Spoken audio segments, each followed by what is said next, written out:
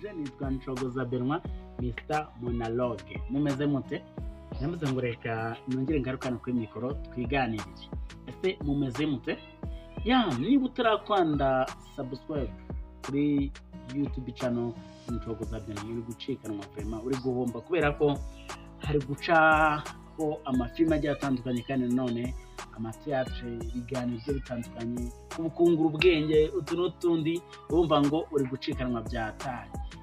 Nagushishikariza kwikanda kugira ngo muri iyi minsi iri imbere ukurikirane filime igiye kwaca ikupita imeze neza byataye. Yitwa Ishyano, sibyo Ishyano rigiye kugwa, Ishyano rigiye kugwira umujyi wa Kigali muzayibona mwese. Filime nziza byataye.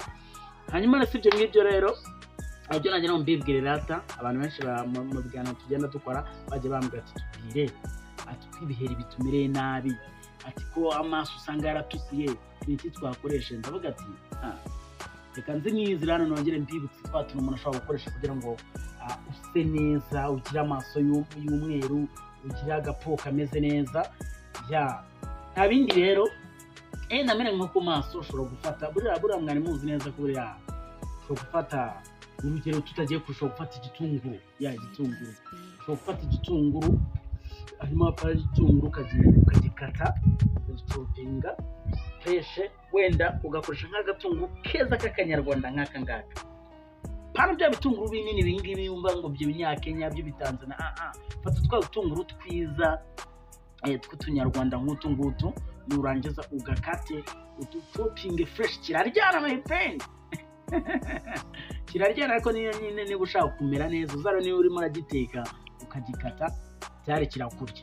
Ariko none ukuvuga ngo ufashe agatunguru nk'aka ngaka k'akanyarwanda keza ukagacopinga fresh hanyuma ukaba wagenda ugusiga hano ku maso gutya urabizi na hano hejuru gutya kigenda kimanukiramo y'amazi kiraryana ariko nyuma yakiyanganira.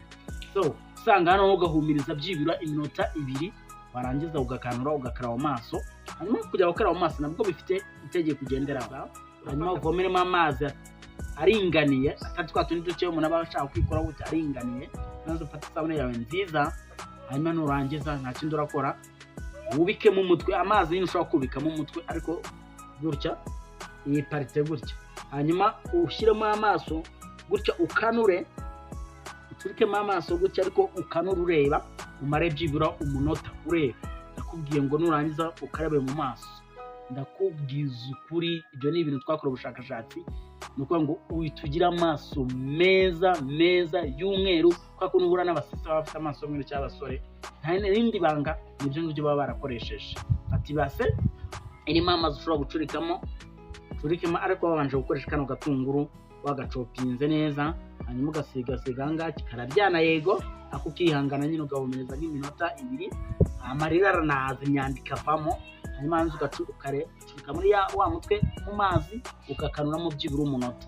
Ibyo byose ubikoze inshuro 5 ndavuga ngo ufite amaso meza byatana. Cyo ngicyo n'ugikora ujye muri comment n'ubikora uzambwira uzatubwira ati Benoit watubwiye gutya ibintu ni fresh nzi neza ko muzanagura amana sibyo se. Hanyuma rero sibyo nibyo ngibyo hari uko ushaka agapo keza abasista muhura cyangwa abapapa abajene vraiment hano hanze ugasanga afite agapo keza ukamuga ati genda twepamwe nta rindi banga bakoresha. Ubundi mu mubiri w'umuntu abamo imisembo igenda ikwirakwira imibiri agiye usanga yanakoze n'utuntu tw'ibere kuntu dash.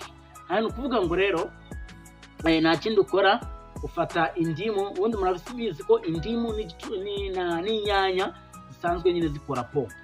Ushobora gufata indimu ukayikandiramo cyangwa ukayikebakeba hanyuma ukayikubita hano ku ntuze ku mubiri mu maso hanyuma ukaryamuraramye kugira ngo nyine byiruka ufite iminota 5 byibura. So noneho rero ibyo twakora ubushakashatsi neza ndetse n'abaganga usanga babihamya ni ugufata igitunguru tena ukagicopinga neza cyane ukagisekura cyangwa se wafite uburyo ki cyo kugicopinga neza tukaba duto cyane kuburyo ushobora kudufata nyine ukatwisiga hanyuma warangiza ugashyiraho ikintu bita tungurusumu. Murabizi ko tungurusumu n'ubundi buriya niyo ziriye mu ikibazo cy'inzoka wagitsinze. So noneho rero azicopinga nazo cyangwa ukazisekura kuburyo tueba nuzisekura akaza zikibyarira amazi ngiza gakamuriramo indimu my friend. Indimu nyine nk'imwe ukayikamuriramo nta kindi ukora papa uhita nyine wisiga, urakaraba mu maso, kitonderwa urabanza ugakaraba amaso, wamara ukaraba amaso hanyuma ukisiga hano hose mu maso.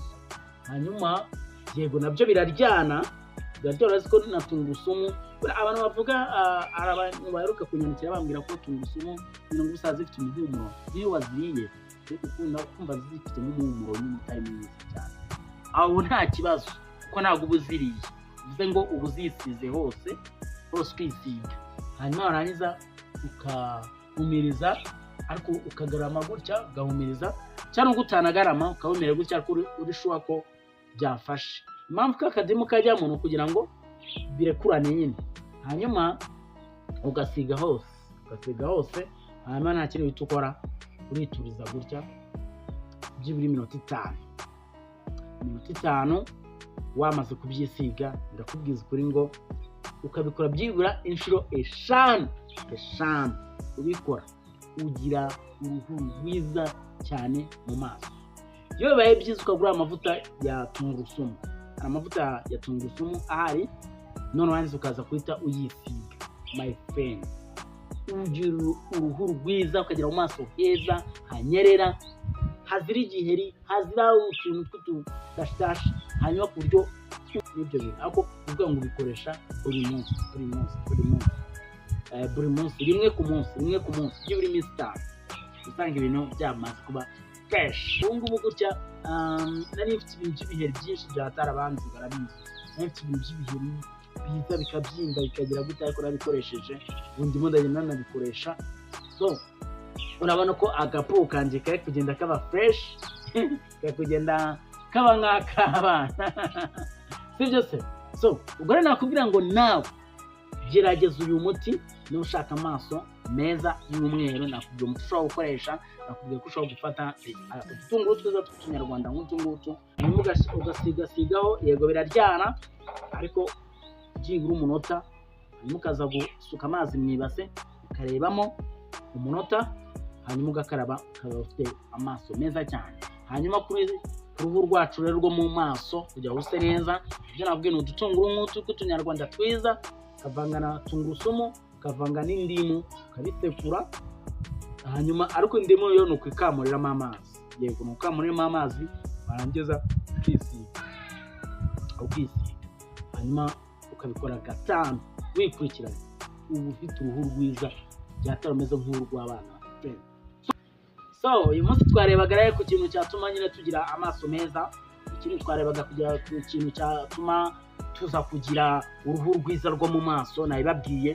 Ariko noneho wenda ejo tuzababwira n'ibindi bigiye bitandukanye, ariko iyi channel yacu irebeho ukande subscribe, kubera ko tugiye kucisha izo filimi nziza cyane muzagenda mubona muri iyi minsi, nziza iryoshye, ifite imeze neza byatari, kuko benshi ahubwo bari kutubwira ngo izaza ryari. Kana subscribe kugira ngo utazacikanwa umujyi ushobora kurikirana ibiganiro byacu bigiye bitandukanye n'amafilimi, theatre. Hariho filimi yitwa Mukadata aho ngaho y'icano Cogoza Beno, hariho filimi yitwa Mukadata imeze neza byatari, hariho filimi yitwa Agahinda ka Cogoza, yes, n'izindi. So rero nakubwira ngo ntucikanwe, hanyuma ujye urushaho kurikirana ibiganiro byacu bigiye bitandukanye. Of course nagushimiye, nitwa Cogoza Benwa, Mr. Monologue.